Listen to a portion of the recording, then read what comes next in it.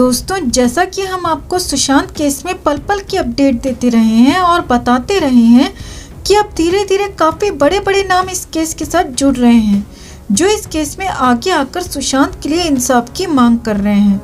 जैसे कि रूपा गांगुली, शेखर सुमन, कंगना रनौत, डॉक्टर स्वामी और ईशकरण भंडारी। इसी के साथ साथ हमने आपको बताया था कि एक एक्स सीबीआई ऑफिसर और एक एक्स रॉ ऑफिसर ने भी सुशांत मामले पर कई सवाल उठाए थे और उनका भी मानना यही था कि कहीं कुछ बहुत ज़्यादा गड़बड़ है और चीज़ें वैसी बिल्कुल भी नहीं जैसी कि दिखाई जा रही हैं। अब इसी कड़ी में एक और एक्स रॉ ऑफिसर का बयान आया है दोस्तों, और उन्होंने जो दावे किए हैं वो सुनकर आप दंग रह जाएंगे। तो इस एक्स रॉ ऑफिसर विक्रम सूद का कहना है कि वो शुरू से सुशांत केस पर बड़ी बारीकी से नज़र बनाए हुए हैं और उन्होंने क्लियरली बता दिया है कि सुशांत के साथ उस दिन जो कुछ भी हुआ है वो उन्होंने हरगिज़ नहीं किया, बल्कि उन्हें बड़ी बेरहमी से दुनिया से रुखसत कर दिया गया है।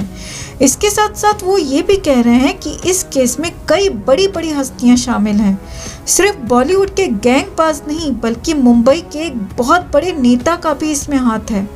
इतना ही नहीं, वो ये भी कह रहे हैं कि इस केस में गुनहगारों को सज़ा दिलवाना बहुत मुश्किल है, क्योंकि इसमें बहुत बड़े बड़े नाम शामिल हैं।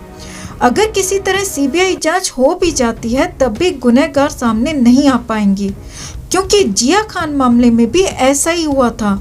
जब उनकी सीबीआई जांच हुई थी तब सीबीआई के एक ऑफिसर ने साफ साफ कह दिया था कि जिया खान के साथ जो कुछ भी हुआ वो उन्होंने खुद नहीं किया, बल्कि उन्हें ज़बरदस्ती इस दुनिया से भेज दिया गया है, और इस बयान के बाद उनका ट्रांसफ़र कर दिया गया था।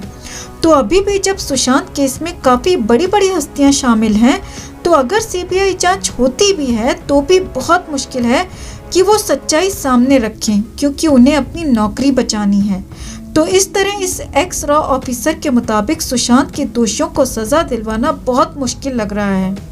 दोस्तों, कड़वी ही सही पर इनकी बात तो बिल्कुल सही है।